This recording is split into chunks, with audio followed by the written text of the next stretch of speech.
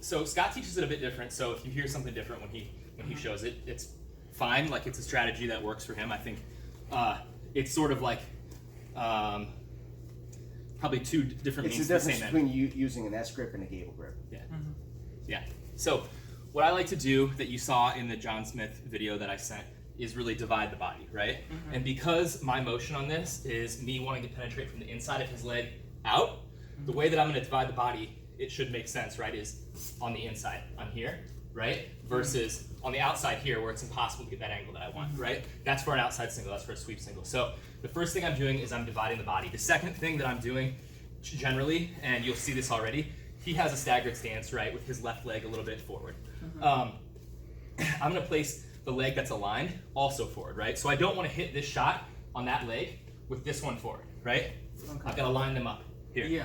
So Allows me So I'm dividing the body, I'm lining these legs up, so if my stance happens to be a traditional fighting stance, I would switch it up, right? And maybe that means I take a step forward, but I've divided the body, this leg is forward, I lower my level, right? What I don't want here is to start up high and then try to get all the way down to his ankle, right? That's gonna take me a very, very long time, and it's also gonna give me no penetration because to get down there on this angle, I have to dive bomb, right? So instead, I'm starting low.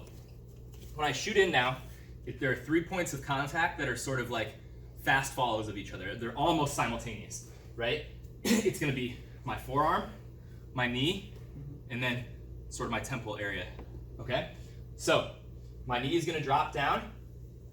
As it drops in, my forearm is gonna catch the outside of his foot, right here, catch his heel, and my head is gonna make contact with his knee, okay? Now, as I do this, those 3 points of contact are really, really important. The knee part, that helps what I was just saying, right? So I'm not dive bounding, like I'm not reaching here for the leg while I'm still up. This is sort of assuring that I'm getting penetration, that I'm nice and low.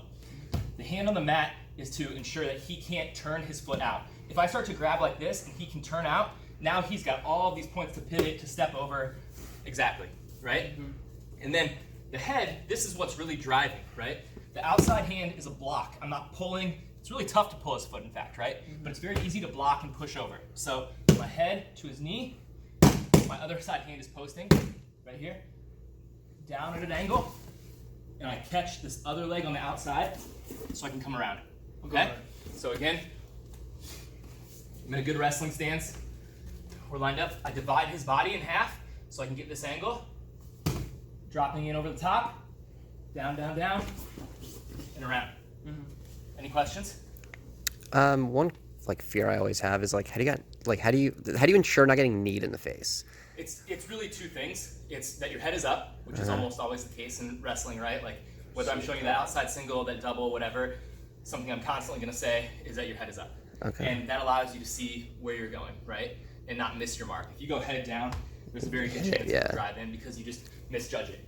The second thing is what I already said, which is that it's not simultaneous, it's a fast follow, right? So you're not leading with the head in the same way that you that it might look like you are. Instead, now it connects, right? So I see where I'm going, I'm looking right at that knee, and I connect in there every time.